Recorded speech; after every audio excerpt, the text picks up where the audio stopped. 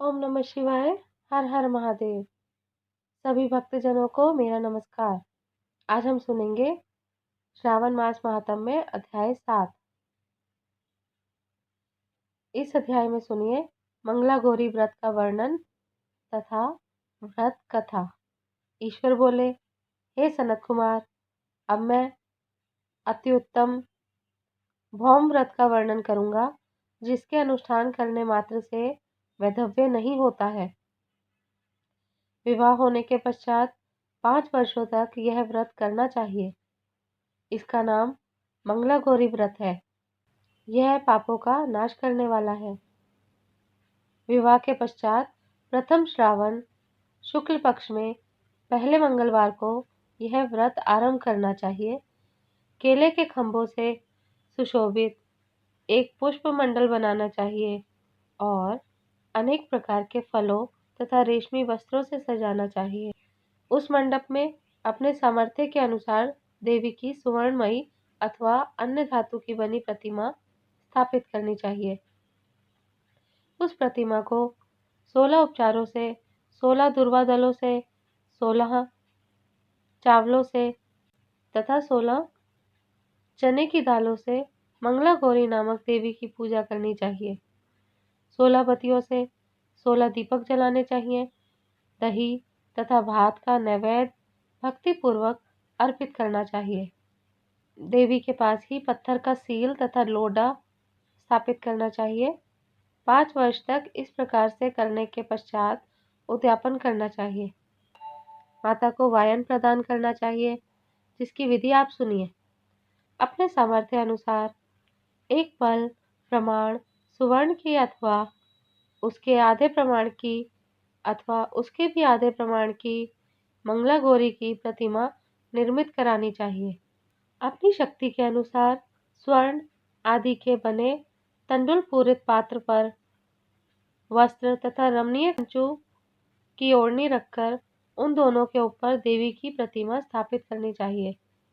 पास में चांदी से निर्मित सिल तथा लोडा रखकर माता को वायन प्रदान करना चाहिए।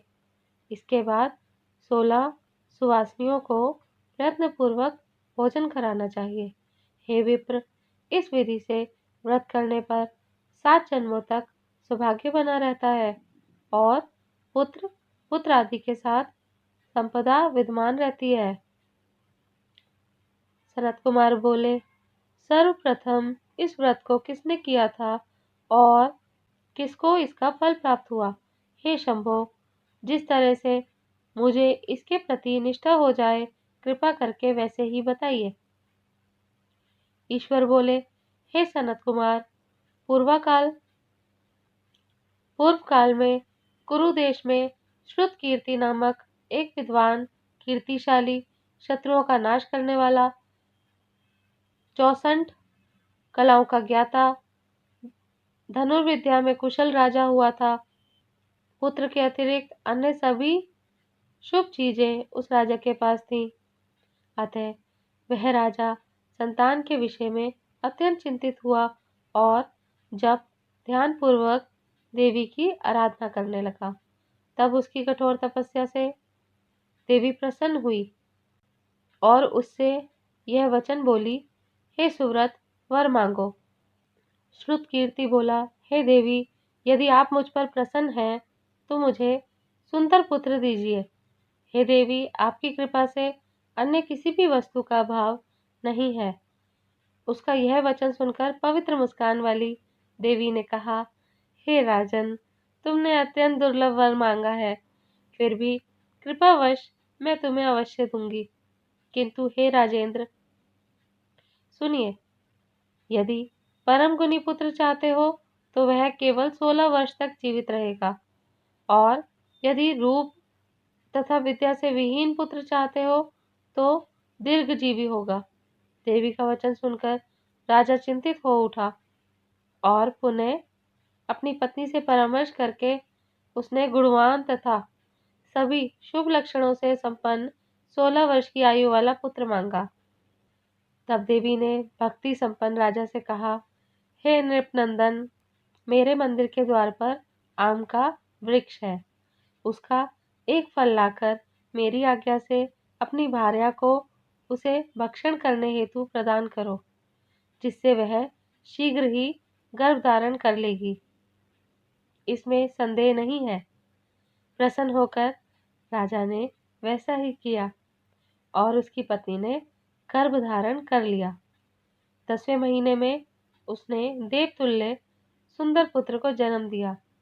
तब हर्ष तथा शोक से युक्त राजा ने बालक का जातकर्म आदि संस्कार किया और शिव का स्मरण करते हुए उसका नाम चिरायु रखा। इसके बाद पुत्र के 16 वर्ष के होने पर पत्नी सहित राजा चिंता में पड़ गए और वे विचार करने लगे कि यह पुत्र बड़े कष्ट से प्राप्त हुआ है और मैं इसकी दुखद मृत्यु अपने ही सामने कैसे देख सकूंगा। ऐसा विचार करके राजा ने पुत्र को उसके मामा के साथ काशी भेज दिया। प्रस्थान के समय राजा की पत्नी ने अपने भाई से कहा कि कपटिक का वेश धारण करके आप मेरे पुत्र को काशी ले जाइए। मैंने भगवान मृत्युंजय से पूर्व में पुत्र के लिए प्रार्थना की थी और कहा था कि हे विश्वेश, आप जगतपति की यात्रा के लिए मैं उस पुत्र को अवश्य भेजूंगी। अतः आप मेरे पुत्र को आज ही ले जाइए और सावधानी पूर्वक इसकी रक्षा कीजिएगा। अपनी बहन की ये बात सुनकर भांजे के साथ वह चल पड़ा। कई दिनों तक चलते चलते वह आनंद नामक नगर में पहुंचा। वहां सभी प्रकार के समृद्धियों से संपन्न वीरसेन नाम वाला राजा रहता था। उस राजा की एक सर्वलक्षण संपन्न युवावस्था प्राप्त मनोहर तथा रूप लावण्यमयी मंगला गौरी नामक कन्या थी। सभी उपनामों को तुच्छ करके सौंदर्य अभिवृद्धि को प्राप्त वह कन्या किसी समय सखियों के साथ नगर के उपवन में क्रीड़ा करने के लिए गई हुई थी। उसी समय वह चिरायु तथा उसका मामा वे दोनों भी वहां पहुंच गए। उन कन्याओं को देखने की लालसा से वहीं विश्राम करने लगे। इसी बीच विनोद पूर्वक क्रीड़ा करती हुई उन कन्याओं में से किसी ने कुपित होकर राजकुमारी को रांड यह कुवचन कह दिया। तब उस अशुभ वचन को सुनकर राजकुमारी ने कहा, तुम अनुचित बात क्यों बोल रही हो? मेरे कुल में तो इस प्रकार का मेरे कुल में तो इस प्रकार की कोई नहीं है। मंगला गौरी के कृपा से तथा उनके व्रत के प्रभाव से विवाह के समय जिसके सर पर मेरे हाथ से अक्षत पड़ेंगे, हे सखी, वह यदि अल्पायु वाला होगा तो भी चिरंजीवी हो जाएगा।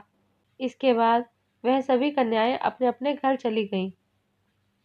उसी दिन राजकुमारी का विवाह था। ब्राह्मीक देश के दृढ़धर्मा नामक राजा के सुकेतु नाम वाले पुत्र के साथ उनका विवाह निश्चित किया गया। वह सुकेतु विद्याहीन, कुरूप तथा बहरा था।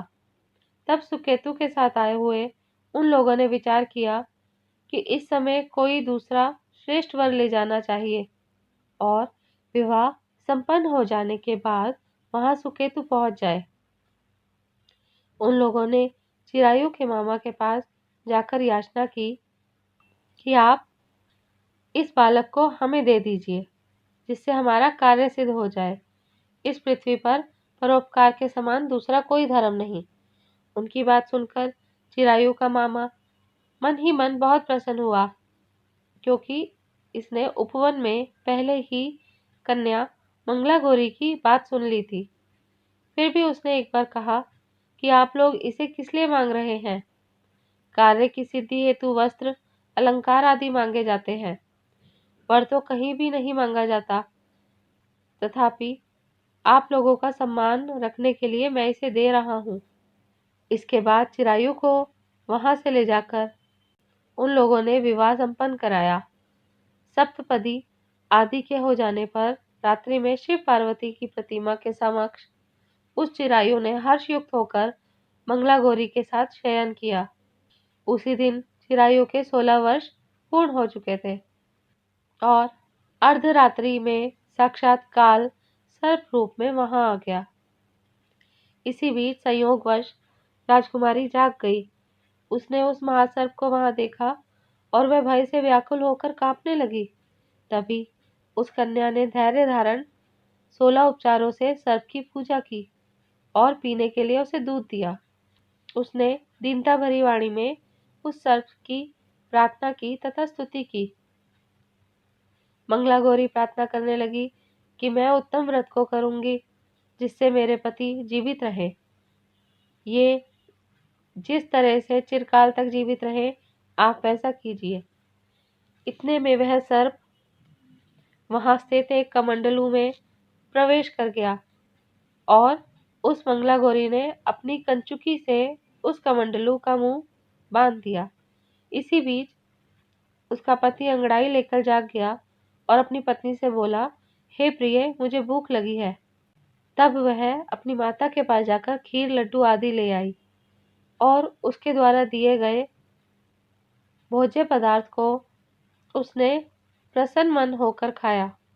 भोजन के पश्चात हाथ धोते समय उसके हाथ से अंगूठी गिर पड़ी। तांबुल खाकर वह पुनः सो गया। इसके बाद मंगला गौरी कमंडलू को फेंकने के लिए जाने लगी।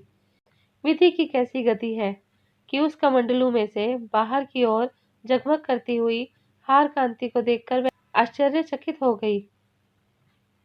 घट में स्थित उस हार को उसने अपने कंठ में धारण कर लिया। इसके बाद कुछ रात शेष रहते चिरायु का मामा आकर उसे ले गया।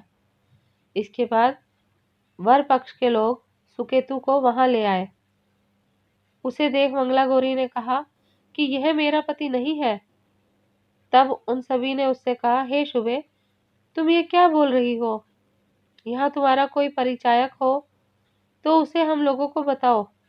मंगला गौरी बोली, जिसने रात्रि में 9 रत्नों से बनी अंगूठी दी है, उसकी उंगली में इसे डालकर परिचायक निशानी देख ले। मेरे पति ने रात्रि में मुझे जो हार दिया था, उसके रत्नों का समुदाय कैसा है, इस बात को यह बताएं। यह तो कोई अन्य ही है। इसके अतिरिक्त रात्रि में आम सींचते समय उनका पैर कुमकुम से लिप्त हो गया था। वह मेरी जांघ पर अब भी विद्यमान है। उसे आप लोग शीघ्र देख लें। साथ ही रात में परस्पर भाषण तथा भोजन आदि जो कुछ किया गया था, उसे भी यह बता दें। तब यह निश्चय ही मेरा पति है। इस प्रकार उसका वचन सुनकर सभी ठीक है कहने लगे। किंतु जब एक भी बात ना मिली, तब सभी ने सुकेतु को उसका पति होने से निषिद्ध कर दिया और वर पक्ष वाले जिस तरह से आए थे उसी तरह से चले गए। उसके बाद अपने वंश को बढ़ाने वाले महान यश से संपन्न तथा परम मनस्वी मंगला गौरी के पिता ने अन्नपान आदि का सत्र चलाया। उन्होंने वर पक्ष का वृतांत कानो कान सुन लिया कि स्वरूप से कुरूप होने का कारण लोगों के द्वारा किसी अन्य को वर के रूप में आदर पूर्वक लाया गया था। तब उन्होंने अपनी कन्या को पर्दे के भीतर बिठा लिया। उसके बाद 1 वर्ष बीतने पर यात्रा करके चिरायु अपने मामा के साथ यह देखने आया कि विवाह के बाद वहां क्या हुआ। तब उसे गवाक्ष के भीतर से देखकर वह मंगला गौरी अत्यंत प्रसन्न हुई और माता पिता से बोली कि मेरे पति आ गए। राजा ने अपने सहजनों को बुलाकर पूर्व में कहे गए सभी परिचायकों को निशानी को देखकर मंद मुस्कान वाली अपनी कन्या चिरायु को सौंप दी। राजा ने शिष्टजनों को साथ लेकर विवाह का उत्सव कराया। इसके बाद राजा वीरसेन ने वस्त्र, आभूषण आदि, सेना, घोड़े, रथ और अन्य भी बहुत सी सामग्रियां देकर उन्हें विदा किया। जिसके बाद कुल को आनंदित करने वाला वह चिरायु पत्नी तथा मामा को साथ लेकर सेना के साथ अपने नगर पहुंचा। लोगों के मुख से उसे आया हुआ सुनकर उसके माता पिता को विश्वास नहीं हुआ। उन्होंने सोचा कि प्रारब्ध अन्यथा कैसे हो सकता है। इतने में वह अपने माता पिता के पास आ गया और स्नेह से परिपूर्ण वह चिरायु भक्ति पूर्वक उनके चरणों में गिर पड़ा।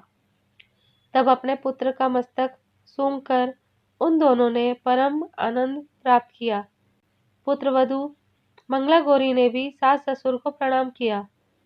तब सास उसे अपनी गोद में बिठाकर सारा वृतांत शीघ्रता पूर्वक पूछने लगी। हे महामुने, तब पुत्रवधू ने मंगला गौरी के उत्तम व्रत महात्म्य तथा जो कुछ घटित हुआ था वह सब वृतांत बताया। हे सनत कुमार, मैंने आपसे इस मंगला गौरी व्रत का वर्णन कर दिया। जो कोई भी इसका श्रवण करता है अथवा जो इसे कहता है उसके सभी मनोरथ पूर्ण हो जाते हैं, इसमें संदेह नहीं है। सूत जी बोले, हे ऋषियों, इस प्रकार शिवजी ने सनत कुमार को यह मंगला गौरी व्रत बताया और उन्होंने सभी कार्यों को पूर्ण करने वाले इस व्रत को सुनकर महान आनंद प्राप्त किया। इस प्रकार श्री स्कंद पुराण के अंतर्गत ईश्वर सनत कुमार संवाद में श्रावण मास महात्म्य में मंगला गौरी व्रत कथन नामक 7वां अध्याय पूर्ण हुआ। ओम नमः शिवाय। हर हर महादेव।